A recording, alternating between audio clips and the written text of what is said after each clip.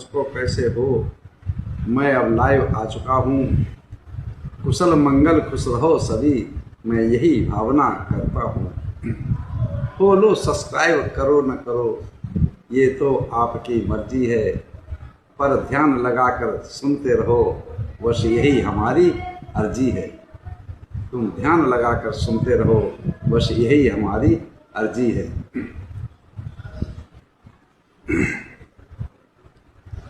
38 और 39वीं गाथा। 38 और 39वीं गाथा जो धम्पद में दर्शाई है, चित्तमग्न की छठी 7वीं गाथा यहाँ पर आई है। चित्त जिसका है डामाडोल वो श्रद्धावान नहीं होता, मन इधर गया मन उधर गया वह दुख से मुक्त नहीं होता। चलते हैं, जैसा कि हमारा धम्पद का पाठ चल रहा है, तो 38वीं और 39वीं गाथा है। बता दिया तो एवं मे सुतंग एकं समयं भगवा सावत्यं विहरति जेतवने अनाथ पिंडिकस्य आराम।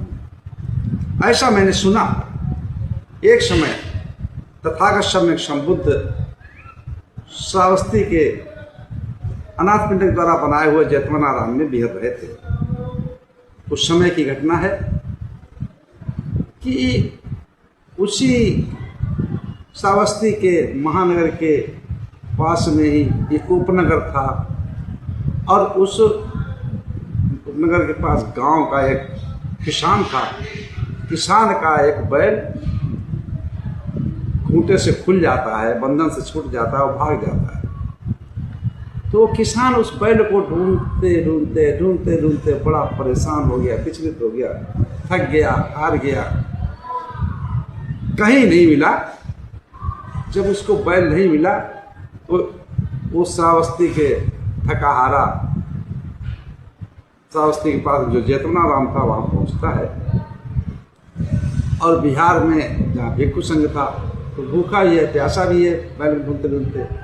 तो भिक्षुओं ने उसका चेहरा उदास देखा, पूछा भाई क्या बात है, भूख लगी है, खाना खाना है। तो जो भिक्षु जो है चारिका करके लाते हैं, तो कभी कभी ऐसा होता है ज़्यादा भोजन मिल जाता है तो उसको सुरक्षित बचा के रख देते हैं कि समय वक्त बेवक्त काम आने के लिए।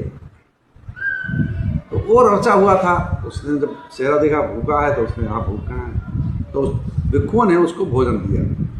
उसने भोजन किया, पानी पिया, और इतना स्वादिष्ट उसको भोजन लगा, क्योंकि नाना प्रकार के घरों से जाते हैं तो किसी ने कुछ दाल बनाई, किसी ने आलू गोभी बनाई, किसी ने बैंगन बनाया, किसी ने करेला बनाया, किसी ने भिंडी बनाई, किसी ने खीर बनाई, किसी ने पूड़ी बनाई, किसी ने रोटी बनाई, किसी ने चावल बनाया, किसी ने कढ़ी बनाई।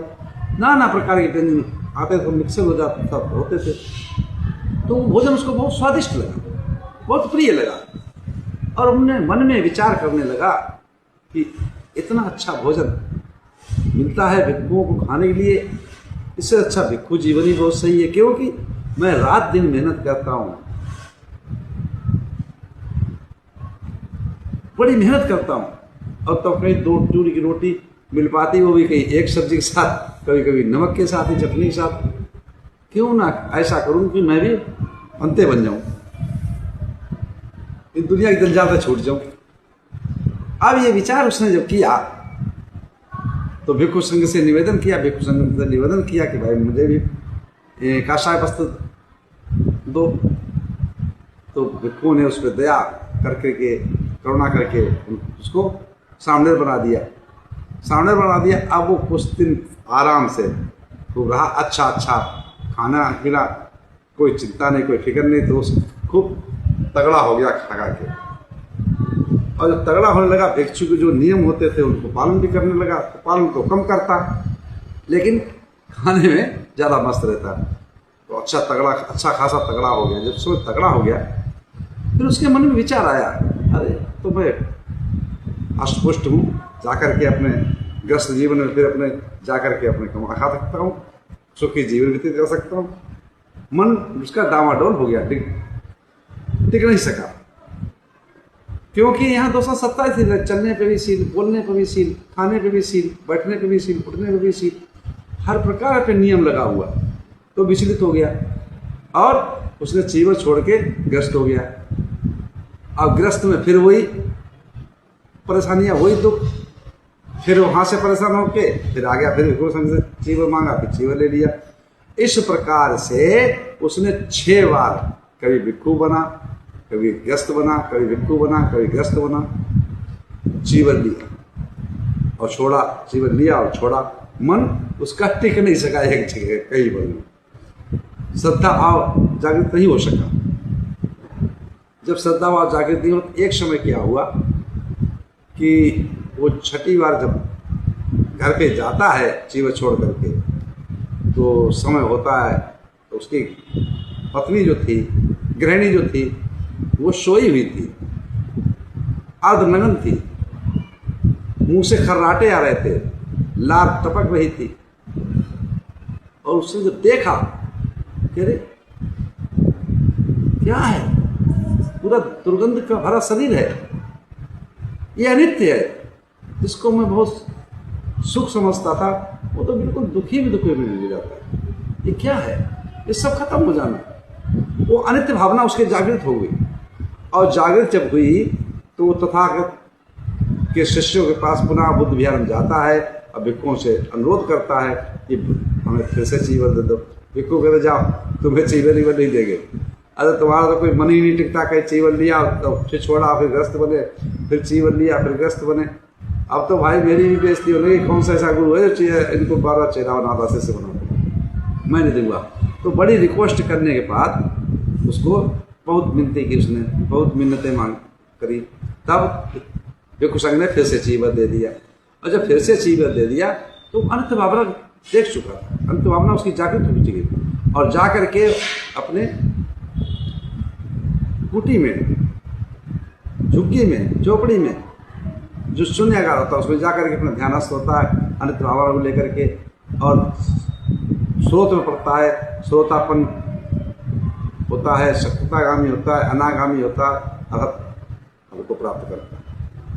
तो जब से अरहत हो जाता है, अब उसको अच्छे और बुरे से, पुण्य निरपाप से कोई मतलब नहीं।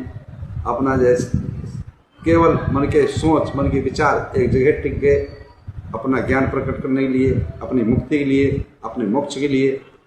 तो ये चर्चा जब चली भिक्षुओं में, और भिक्षुओं ने क्या काम किया कि भाई हर बार छोड़ जा रहा चीवर किया, काफ़ी समय हुआ चीवर नहीं छोड़ा, तो लोग चढ़ाने लगे, भक्ति लोग, कि भाई अरे भाई उसका चित्त हाथ नाम पड़ गया था, कि हाथ माने टिकाऊ नहीं, चित्त माने मन टिक नहीं सक रहा, डामाडोल है, तो इसलिए चित्त उसका नाम रखा। तो उससे वो कहने लगे, चिल्लाते ही थे कि भाई अब की बार कब छोड़ोगे। तो उस जवाब देता है, अब मैं उस चित्त को कंट्रोल कर चुका हूं, ना शुभ की तरफ जाता है ना अशुभ तरफ जाता है, हमने उसको जीत लिया है, अब मैं फिर से ग्रस्त होने वाला नहीं हूं। ये बात भिक्षु ने तथागत सम्यक बुद्ध की समक्ष रखी।